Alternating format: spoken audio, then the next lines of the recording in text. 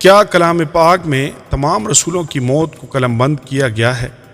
یسوع کے ہر ایک شاگرد کی موت کیسے ہوئی؟ کیا بائبل میں رسولوں کی موت کا ذکر موجود ہے؟ بائبل جس واحد رسول کی موت کا ذکر کرتی ہے وہ یعقوب رسول ہے۔ اعمال 12 باب 2 آیت۔ ہیرودیس بادشاہ نے یعقوب کو تلوار سے قتل کیا۔ ممکنہ طور پر یہ اس کے سر قلم کیے جانے کی طرف اشارہ کرتا ہے۔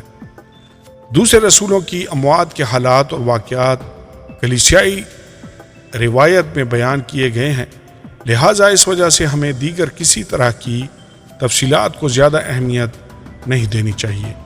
ایک رسول کی موت کے بارے میں ایک کلیسیائی روایت عام طور پر یہ ہے کہ پطرس رسول کو روم میں ایکس شکل کی صلیب پر الٹا مصلوب کیا گیا تھا، اور اس طرح یوحنا 21 باب 18 آیت میں درج یسوع کی پیشن گوئی پوری ہوئی۔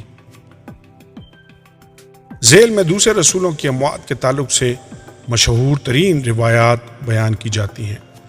متی رسول نے ایتھوپیا میں شہادت پائی، اسے تلوار سے شدید زخمی کیا گیا تھا۔ روم میں ایک ایذارثانی کے دور میں یوحنا رسول کو ایک بڑے سے برتن طاس میں ابلتے ہوئے تیل میں ڈالا گیا، تاہم موجزانہ طور پر وہ مرنے سے بچ گیا۔ اس کے بعد یوحنا کو پتمس کے جزیرے پر قیدی کی حیثیت سے جلا وطن کر دیا گیا۔ اس جزیرے پر قیدیوں سے کانکنی کروائی جاتی تھی، اور پتمس کے جزیرے پر ہی یوحنا نے مکاشفہ کی نبوتی کتاب لکھی۔ کچھ عرصہ بعد یوحنا وہاں سے آزاد ہو گیا اور اس ملک میں چلا گیا جو آج کل ترکی کہلاتا ہے۔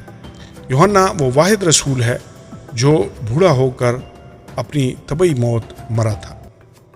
یعقوب جو یسوع کا بھائی اور باقاعدہ رسول نہیں تھا، یروشلم میں کلیسیا کا رہنما تھا۔ یعقوب نے جب مسیح پر اپنے ایمان سے دستبردار ہونے سے انکار کیا تو اس کو ہیکل کے سافٹ سے اونچے شمالی مشرقی مینار سے نیچے پھینک دیا گیا۔ 100 فٹ سے زیادہ اونچے شمالی مشرقی مینار سے نیچے پھینک دیا گیا۔ جب اس کے دشمنوں نے دیکھا کہ وہ گرنے کی وجہ سے مرا نہیں تو انہوں نے ڈنڈوں سے پیٹ پیٹ کر یعقوب کو شہید کر دیا۔ خیال کیا جاتا ہے کہ یہ وہی مینار تھا جہاں پر شیطان یسوع کو آزمائش کے طور پر لے کر گیا تھا۔ برتلمائی جو نتنیل کے طور پر جانا جاتا تھا، ایشیا میں ایک مشنری تھا۔ اس نے موجودہ ترکی میں منادی کی اور ارمینیا میں کلام کی منادی کرنے کے جرم میں کوڑے مار مار کر اس کی کھال ادھیڑ دی گئی۔ اندریاس کو یونان میں ایکس شکل کی صلیب پر مصلوب کیا گیا۔ 7 سپاہیوں نے پہلے اسے کوڑوں کے ذریعے سے بری طرح پیٹا اور پھر اس کے بعد اس کی اذیت کو بڑھنے کے لیے اس کے بدن کو رسیوں کی مدد سے صلیب کے ساتھ باندھ دیا۔ اس کے پیروکار بیان کرتے ہیں کہ جب اندریاس کو صلیب کی طرف لے جایا جا رہا تھا تو اس نے یہ الفاظ ادا کیے: مجھے بڑے عرصہ سے اس مبارک وقت کی آرزو اور امید تھی۔ صلیب مسیح کے بدن کے اس پر لٹکائے جانے کے باعث مقدس کی گئی ہے۔ توما رسول کو انڈیا میں ایک کلیسیا کے قائم کرنے کے مشنری سفر کے دوران نیزے کے وار سے شہید کیا گیا۔ متیاہ رسول جو یہودا اسکریوتی کی جگہ مقرر کیا گیا تھا، وہ سنسار اور پھر سر قلم کرنے کے ذریعہ شہید کیا گیا۔